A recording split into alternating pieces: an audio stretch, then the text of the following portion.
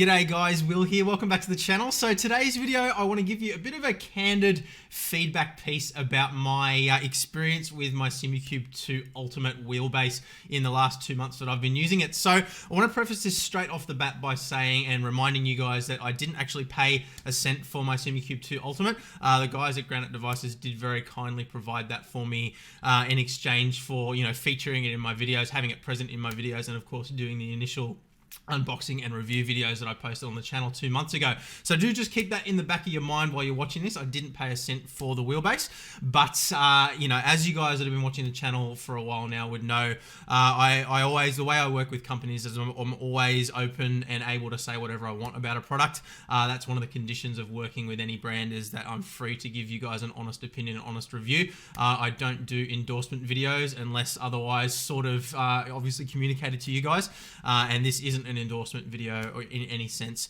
whatsoever. I'm not limited in what I can say, so this is going to be my complete and honest opinion on the product so far, but do just keep that in the back of your mind as you're watching the video. So we're going to be going through a bunch of different aspects here, from production quality, build quality, things like that, to the experience in dealing with Granite Devices support, and basically everything else in between as well, how the force feedback feels. We'll talk a little bit about how it compares to some other wheelbases as well. So let's get stuck into it here. So first of all, let's talk about the build quality itself. Now, as I said when I did my initial unboxing and review video, I was very, very happy and have been very, very happy with the build quality. I haven't had any issues whatsoever with the wheelbase. It's never really missed a beat in terms of, its functionality and things like that. I watched a video a couple of days ago that was doing the rounds of various different Facebook groups from a guy that said he'd had some issues with the quality of the power supply. Now, he didn't actually say in the video what the issue was, just that there was an issue.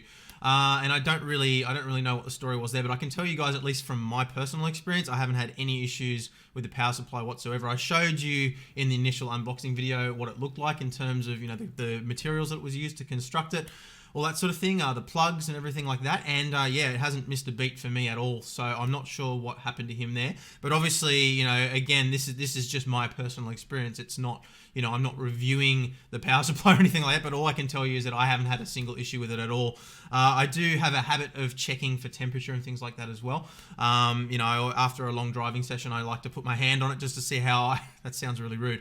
I like to put my hand on the power supply to see whether it's gotten hot or anything unusual like that.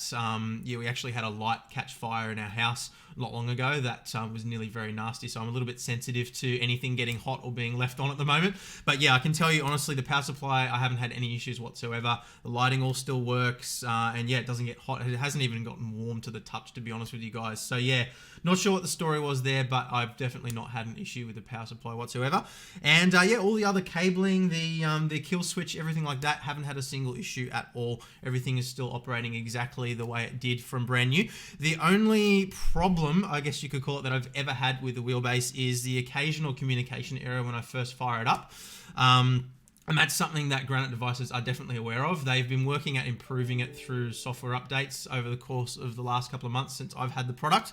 And it has gotten less and less and less with every update, but it seems to be just occasionally, and I'd say, maybe 1 in every 30 times that I switch it on, I might get a communication error in the TrueDrive software, and literally all I need to do is just press the standby button, press it off again, and it's always connected again perfectly the next time.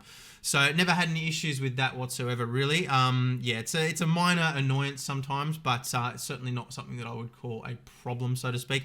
But yeah, in terms of the hardware, it hasn't missed a beat. I've never had any connection issues with the Bluetooth on my Asher Racing F28 SC wheel that you can see above my head just there.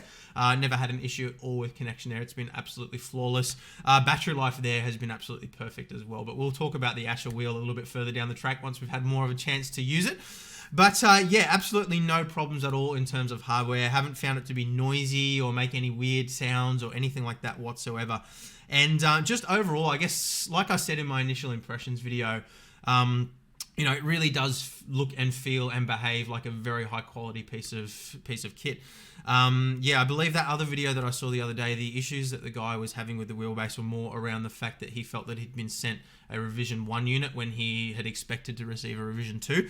He had the issue with the power supply that he didn't really elaborate on, and then the other problem that he had was that he didn't have the antenna at the back of the unit. The antenna was at the front of the unit.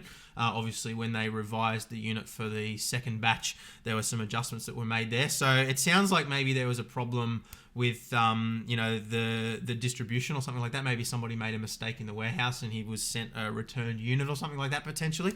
But I can tell you, at least from my experience, I haven't had any of the same issues that were highlighted in that video. But yeah, I mean, obviously I'm interested to hear from you guys in the comments as well if you guys have had any problems. Obviously it's best to try and gather as much data as we possibly can from as many people as we possibly can as well. But I think that yeah, in all honesty, from what I've seen on the forums and various different groups so far, I'm yet to see anybody that's really had a hardware failure or anything like that myself personally. But yeah, let me know in the comments if you have had any major problems or anything like that. Obviously, it's good to know what's going on for other people. Now, in terms of support, Granite devices have been very easy to deal with. Now, obviously, it can be a little bit awkward when you're a YouTuber like me because people tend to have the impression that YouTubers get preferential treatment. And I can't really speak to that either way because all I can do is really share my own personal experience. And obviously, because I'm the one that's been dealing with them for my own usage case, whether or not they're giving me preferential treatment, I can't really comment on, but I can tell you that every time I've reached out to them, whether it be through their Facebook group or via email or anything like that, I've always received a response relatively quickly. Obviously, I'm in Australia and they're in Europe, so there can be a sort of 12 to 24 hour delay in communication depending on what time I email them. But if I email them at 1 o'clock in the morning, my time, usually I have a response by the time I wake up the next morning. Yeah, so I've never had any problems with communication there at all. Obviously, there is a little bit of a language barrier at times. Some of their responses can come across a little bit blunt, but that's just simply because they're speaking English as a second language. But yeah, I haven't had any problems at all with the clarity of the communication or them not being able to answer questions or things like that. I've always received a clear response to any query that I've had. That's always been able to resolve the issue that I've had. The only problem that I've had has been related to the TrueDrive software and VR, and this is something that I have mentioned on the Facebook group for them, and something that I believe they are working on. So occasionally what's happening for me, and this only happens in VR, when I launch a game in VR through Steam VR, and it doesn't seem to happen with Windows Mixed Reality, it only seems to be Steam VR. If I open up a game and I already have the wheel on, occasionally I have no force feedback whatsoever. The wheel is just completely loose, like it's turned off. The interesting thing is the buttons and the input still actually work, but there's just no force feedback, no spring strength or anything like that.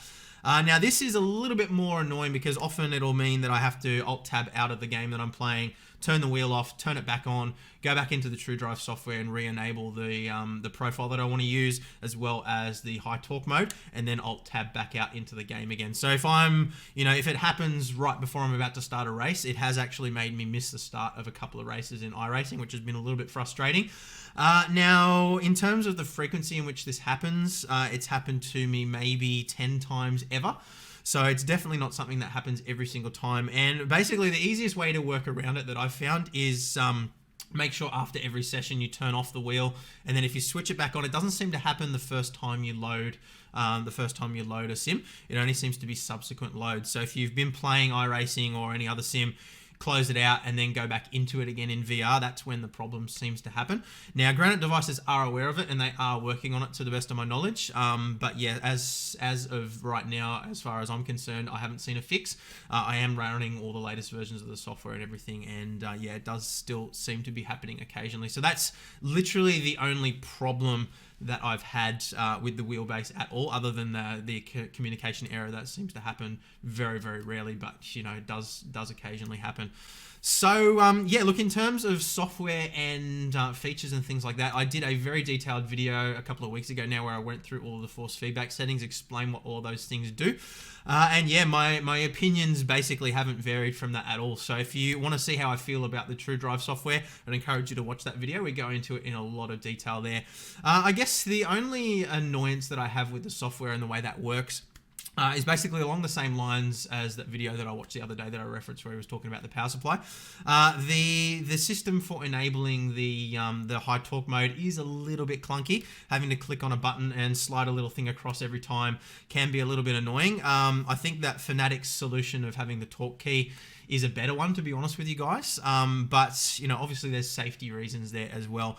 It is a little bit safer to have to click a button every single time. And that's something that, you know, for me, myself, having young kids walking around the house and things like that, I do like to try and remember to turn the wheel off when I'm finished with it. And obviously it does do the thing as well where it beeps every 4 minutes when it's in high torque mode. That can be a little bit annoying if I'm recording a video and it's beeping in the background. Obviously, if I switch the wheel off, that beeping goes away. But yeah, like I think, you know, in terms of safety, from a safety standpoint, the Simucube probably is the safer of the two between it and Fanatec, simply because, you know, you actually have to physically turn it on every single time you want to use it, and then if you don't turn it off when you're finished, it beeps at you every 4 minutes to let you know that it's still in high torque mode. Whereas the Fanatec, you have the torque key that you have to have installed. So as long as you leave that left installed, it stays in high torque mode and you don't have to go in and enable it every time. Now, just on the subject of high torque mode, one thing that I do want to mention to you guys is that this has hurt me quite badly a couple of times now. I very nearly broke my thumb with it one of the first times I used it. Now, what happened there was basically I was following the instructions that people had sort of suggested online with force feedback settings and having the force feedback rather cranked all the way to the maximum in the TrueDrive software and then turning it down in the Sim software. Now, what I've done since then, and again, I mentioned this in my video where I went through all of the TrueDrive settings. What I do now is I leave the torque maxed out basically at the maximum torque that I ever want to feel. So for me personally, I'm running it at about 11 Newton meters of torque at the maximum. Now, what happened in that scenario was basically it was Project Cars 2, and I was making some adjustments to my force feedback settings, and then when I exited out of the menu, the wheel decided to recenter itself at maximum 100% force. And I had my hand inside the wheel and it whipped around on me at maximum strength and basically bent my thumb backwards. So I had my wheel kind of hooked underneath, and as it went around, it bent my thumb backwards. Now, I was able to pull my thumb out. That sounds really rude as well. I was able to pull my thumb out really quickly and avoid a serious injury, but it did actually strain the ligaments a little bit, and my thumb was quite sore for about a week and a half afterwards. So I was very lucky that I didn't do more serious damage. So that kind of leads into my next point about force feedback strength. But yeah, I would definitely recommend do be respectful of the fact that this is a very, very, very strong wheelbase if you've got the Ultimate. Even the Sport and the Pro, you know, they're both very strong and they both simulate the forces that you would feel through a real car and more. So yeah, do be respectful of the fact that if you don't respect this thing, it will hurt you. I've also had an accident where I drove into a wall in iRacing and it whipped on me again. And same kind of deal. It whipped at 100% force feedback strength, basically set to the maximum level that I had inside iRacing. And that was enough again to sort of bend my thumb back and almost do some pretty serious damage. So yeah, just be respectful of that, guys. So, you know, I do think that it's a good idea that they have that high torque mode there. I mean, I can imagine, again, like the wheel is always going to do what the PC tells it to do. It doesn't have any safety measures other than the high torque mode to really say, hey, something's going wrong here, you should stop. So, you know, if there's a glitch in the USB communication or something like that, there's nothing to stop the wheel from just going completely haywire. And that's why we have the kill switch and things like that. But if you've got young kids in the house or something like that, you know, obviously I can imagine, you know, if your kid put his arm through the wheel or something like that, and then something went wrong and it went to 100% force feedback, it could break somebody's arm or something like that. So, you know, I don't want to harp on about that too much, but yeah, do just be respectful of the fact that it is definitely not a toy. It's something that could do some serious damage if you don't respect it. So with that said, I think that the way that they manage the high torque mode and having to click the little button probably is a good idea. But, you know, I'd be lying if I said that it didn't frustrate me at times, especially when you combine it with that other glitch that I mentioned before, where you have to reboot the wheel. Having to go back into the TrueDrive software, click the high torque button, reload the profile and everything like that can be a little bit annoying at times. So on the subject of force feedback, now I can't comment on how other direct drive wheelbases feel in comparison to this one, because this is literally the only direct drive wheelbase I've ever used in my entire life. So I'm going to refrain from commenting on that for now. Now, as I've mentioned to you guys multiple times now, I am still expecting to review a Fanatec DD wheelbase very soon. I've been talking to them again this month, and I'm hoping that I should have my hands on one at least before Christmas, if not before. So yeah, that is something that I'm very much looking forward to comparing to see how it feels compared to this one. But I can tell you that I've been absolutely blown away by the quality of the force feedback that this provides. There have been some exceptions to that. Race Room, as I mentioned in my initial impressions video, I had a real hard time getting to feel any good. In fact, to the point where I'd say that my Club Sport Wheelbase 2.5 from Fanatec actually feels better than this does in Race Room. Now, there's a bunch of reasons for that, and again, we elaborated on that in our force feedback video where we went into all the details about the settings and things like that. But yeah, Race Room is probably the one exception where I've really struggled to get this to feel good. I believe that's down primarily to the fact that Race Room is using mostly canned effects to produce the feeling that you get through the wheel, whereas most of the other sims these days are using physics-based force feedback, so it's generating the effects in real time based on what's actually going on. But yeah, look, across Project Cars 2, iRacing, F1 2019, there's been a bunch of titles. Even the new Codemasters Grid title actually felt quite good with the wheel once I dialed it in. And yeah, look, I mean, obviously I feel like even after 2 months of use, I'm still only really scratching the surface as to what this is capable of. I'm still finding that I'm, dialing things in and tweaking things, particularly, between different cars. And I think that really goes to show just the quality of the product that this is. You can really dial it down, and it really doesn't feel, and it's hard to describe, but it doesn't feel like a mechanical device. It feels genuinely like it's connected to real wheels in a real car. And the reason I say that is that, when you think of an electric motor or, a belt-driven system or something like that, typically you can feel a little bit of flex or play in it. You can kind of feel that kind of robotic feeling that's going on when a servo motor actuates. You get that robotic notchy kind of feeling.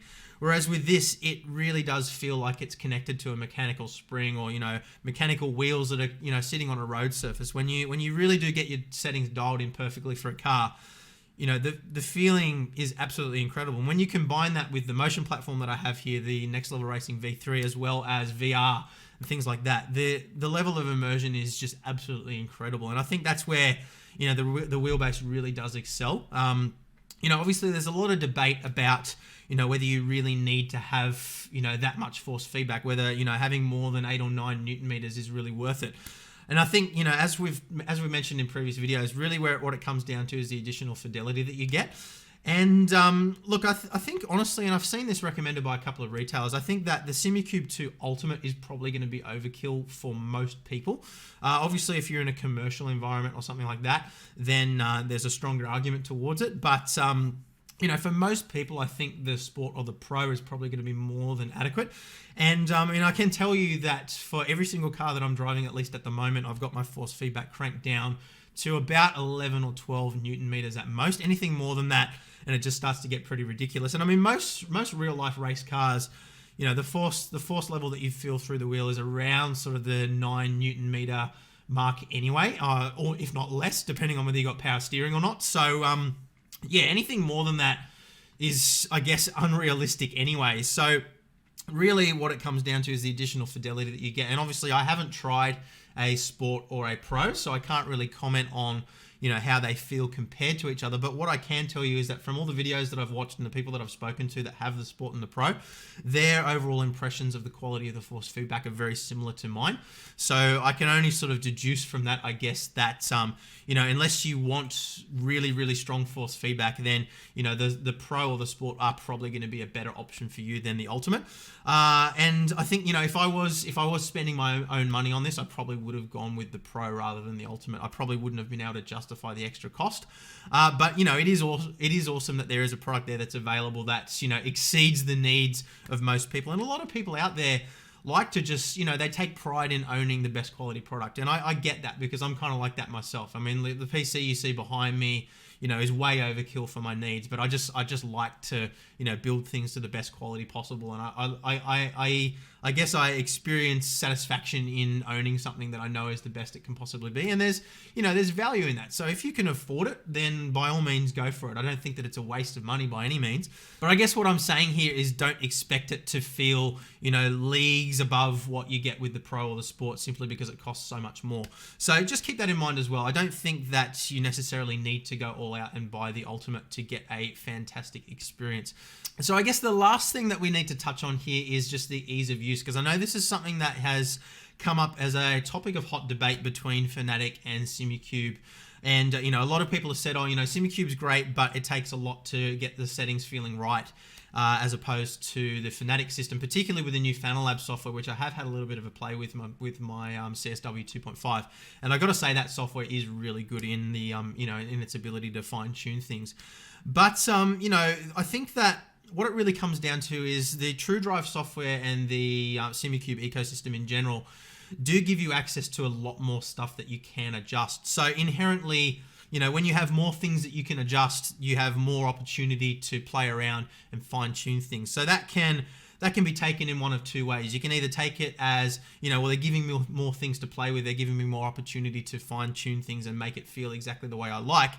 And then the flip side to that is you could say, well, it's overly complex and it's too difficult. So, somebody that's not willing to take the time to really dial things in is better off going with a different ecosystem. Now, I tend to disagree with that second approach simply because I think, the out-of-the-box settings that came with the default profiles, at least for everything other than Race Room, felt really good to me.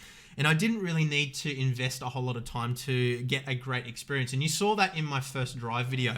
I hadn't really spent any time fine-tuning anything, and I was still absolutely blown away with the quality. And, to be honest with you guys, I haven't really needed to adjust a whole lot other than just force feedback strength and, force effect and things like that, depending on the different cars that I'm driving in iRacing. And it's been the same sort of experience with Project Cars 2 as well. I've run some third-party force feedback profiles to get it feeling a little bit better, but I had the same problem with the Fanatec wheel there as well. It just felt like garbage until I really got stuck into adjusting the force feedback. So, I'd say yes, there is definitely merit in spending the time to really fine-tune things and get things feeling exactly how you want, but that doesn't mean that you need to invest the time to get a good experience. Now, obviously, again, I haven't used the Fanatec DD wheelbases yet, so I can't comment on how they feel out of the box compared to each other, but I personally prefer to have the ability to get in and adjust more stuff. So I think that there's benefit there for the people that do spend the time to do it, but you don't need to spend hours and hours and hours to get a good experience out of this wheel. I think, obviously if you're going to spend a lot of money to get a high quality product, then it kind of makes sense that you would also want to spend the time to get the most out of that product. But a lot of us just want to have a nice quality product and we don't necessarily have the time to spend on it, and that's fine as well. And I definitely, I guess what I'm trying to say here is that don't expect that you have to spend hours and hours and hours and hours to make it feel any good. You're not going to get it out of the box, get it plugged into your rig, and have a bad experience with this wheel, apart from Race Room. Race Room was the one exception to that because that really did feel absolutely horrible out of the box, and it's taken a lot of fine-tuning to get it to feel even what I would call acceptable. But yeah, we'll talk about that a lot more once I've had an opportunity to review the Fanatec DD wheelbases as well. Now, obviously on that subject, Fanatec does still have the advantage of being able to go into their menu through the wheel itself and make fine-tuning adjustments there. And look, to be honest with you guys, I do miss that a little bit. But once you've got all your profiles dialed in and you've spent the time in getting everything set up, it is relatively easy to switch profiles. It would be really great if the TrueDrive software had a button assignment that you could use to switch between profiles. I think that is the one thing that I do miss quite significantly from the Fanatec ecosystem. But, once I have my settings dialed in on the Fanatec wheels anyway, you don't spend a whole lot of time going in and actually adjusting things. You basically set up your 8 different profiles for the 8 different cars that you drive the most, and you just switch between them. So I don't really feel like I'm missing out, so to speak, by not having that. But yeah, if that's something that's really important to you, and you are constantly going into the menu and adjusting things while you're driving, or pausing quickly to adjust something, then that is one thing that you might want to sort of just consider, is that at this point in time at least, the Simucube TrueDrive software, you will need to alt tab out of the game to make any adjustments. You can't make adjustments on the wheel itself. So that's just something to be aware of as well. But for me, at least in my particular usage case, I haven't found it overly frustrating. I do miss it a little bit, but definitely I'd say that the advantages for me, at least, over the Club Sport Wheelbase 2.5 that I was using before far and away outweigh the disadvantage of not having access to that menu system anymore. And I think that, again, like all these little bits and pieces that I've highlighted so far in this video have all been software related, and they're all things that I have 100% confidence that Granite devices will improve into the future as well. So yeah, look, in terms of the hardware, absolutely blown away. I can't speak highly enough of it. I haven't had any hardware issues whatsoever in the 2 months that I've been using it. And look, to be honest with you guys, I don't foresee there being any problems. I'm not noticing anything becoming loose or worn. There's absolutely no flex or play in the platform at all. The quick release system has been absolutely perfect as well. No problems at all. I think that, obviously there are some third-party quick release systems out there like the HRS Zero Play, which are a little bit more convenient to use. Obviously, you've got the little pin that you have with the SQR quick release system, and that is, obviously the opportunity is there for that to become loose over time. And things like that. Now, I haven't noticed any difference in the strength of that so far, and I do swap wheels quite regularly, but obviously I'm only 2 months in at this point. I haven't read anywhere online of anybody having that pin fall out or anything like that. Obviously, it does have a spring-loaded ball bearing that is acting as a retention device, so I don't see any reason why that would become a problem. But yeah, the quick release system works well. No flex in the wheel at all. The force feedback, the noise levels, all those sorts of things, I haven't had any problems at all whatsoever either.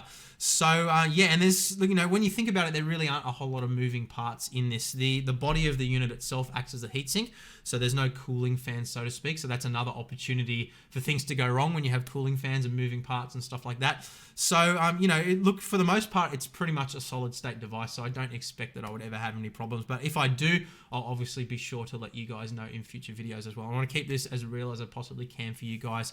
But yeah, look, we'll definitely be touching on how it compares to the Fanatec direct drive wheelbases once I have an opportunity to get my hands on those. But yeah, look, absolutely chalk and cheese compared to the Club Sport Wheelbase 2.5, other than Race Room, where I actually do honestly believe that the Club Sport Wheelbase 2.5 actually feels better than this does. But yeah, every other title that I've tested it in, even the ones that are considered Simucube titles, so your F1 2019, your Project Cars, even the new Codemasters Grid game, even though that's a completely arcade game, it does feel better on the SC2 than it does on the Club Sport Wheelbase 2.5 as well. So to quickly summarize my impressions over the last 2 months, absolutely blown away with the hardware quality. Haven't had any problems at all when it comes to hardware. The only issues that I've had whatsoever have been small, and they've been related to, software glitches and things like that. And I'm sure that those are things that will be resolved into the future as well. So yeah, hardware's been absolutely fantastic. Ease of use wise, I do think that they still have a couple of things that they can definitely improve in the software. I think that, having hotkeys, as I mentioned before, to be able to switch between profiles and things like that will be a big addition. And hopefully that's something that we will see later on. But yeah, look, in terms of ease of use, basically it's as easy or as difficult as you want to make it. The ability to get in there and fine tune pretty much everything, personally, I think is fantastic. And there's definitely an ability to fine tune more things than you get with a Fanatec wheelbase, at least as it stands right now with the Fanalab software. But obviously Fanatec does have that, that ability to go in and fine tune things in the menu while you pause inside the game. Whereas obviously with the Simucube, you will need to Alt Tab out and make any adjustments that you need to make. So if that's important to you, then you might want to be sticking with Fanatec just for now. But yeah, hopefully into the future we will see some revisions in the software and more options to do things like hotkey mapping to switch between profiles and stuff like that. Obviously, when you're a company like Fanatec and you own the hardware as well as the software and the entire ecosystem, there's no third-party wheels that work directly with Fanatec. It's kind of like Apple. They can basically control the hardware and the software, which means that they can do some things that you just can't do with a more open ecosystem. Obviously, with the Simucube, you need to be able to support third-party wheels. So in having an open system like that, obviously one of the trade-offs there is that you can't control all of the different hardware that's going to be compatible with your platform. So therefore it becomes a little bit more difficult to offer the same user experience across every single wheel that's compatible with the wheelbase. Yeah, but look, in terms of the software, I think there are still some little improvements to be had there. I mean, Granite devices admit that themselves. It is a work in progress and it is always improving, but all the key fundamentals that you need to get a good experience out of the box, and then I guess develop upon that later on are all there. So it's definitely not, there's nothing fundamental missing from it, and it does everything that it needs to do. But yeah, I do think that it is something that we will see some improvements into the future, and I'm really excited to see what Granite devices bring to the table into the future as well. But yeah, look, overall, absolutely blown away with it. I do think that for most people, the Sport or the Pro is probably going to be the more cost-effective and better option. I do think that the Ultimate is probably going to be overkill for most people. But yeah, if you're the sort of person that's, money isn't an object and you just want to have the best that there is, then yeah, the Ultimate is absolutely fantastic. So guys, I know that a lot of you at the moment are sort of trying to decide between Fanatec or Simucube for your wheelbases, and I think that there is a level of fanboyism in both camps. Obviously, there's a lot of people that just jump immediately on the Simucube camp simply because they've had a bad experience with Fanatec, and vice versa as well. I've seen a couple of people now that were a little bit upset about the waiting times for the Simucube when they were releasing the second batch, and ended up buying a Fanatec wheelbase and have been perfectly happy with that as well. So there you have it, guys. That is my experience with the Simucube 2 Ultimate so far. Really, really happy with the products. Haven't had any major issues whatsoever. No issues at all in the hardware side. Just a couple of glitches with the software that I'm sure will be fixed up into the future. So as I said before, we will be testing out the Fanatec DD wheelbases hopefully very soon, and we'll be able to draw some more comparisons then. For now, I want to sort of leave it at that because I don't want to sort of start talking about things that I don't have experience with. I like to try and keep it to things that I've got direct experience with that I can draw on for these videos. So I'll leave it at that for today's video. But yeah, guys, I think honestly, don't get too sucked into the hype on either brand that you see on Facebook groups and things like that. Really look at the facts, look at the statistics, all those sorts of things. Think about the ecosystem that's going to best suit you. What wheels do you already own and things like that as well. And base your purchasing decision off those kinds of things, rather than opinions on the internet, and I think you'll be fine regardless of whatever path you end up taking. So if you found the video useful, please do hit the thumbs up button, hit the subscribe and notification bell as well so you don't miss the next videos. And as always, guys, I do have links to all the products that you see in my videos in the description below. Now, I don't have an affiliate link for Simucube directly, it's just a link that goes to their website, but we do have a bunch of affiliate links there, which are a great way to help out the channel if you do find these videos useful. But thank you very much for watching, and I will see you guys again soon. Bye.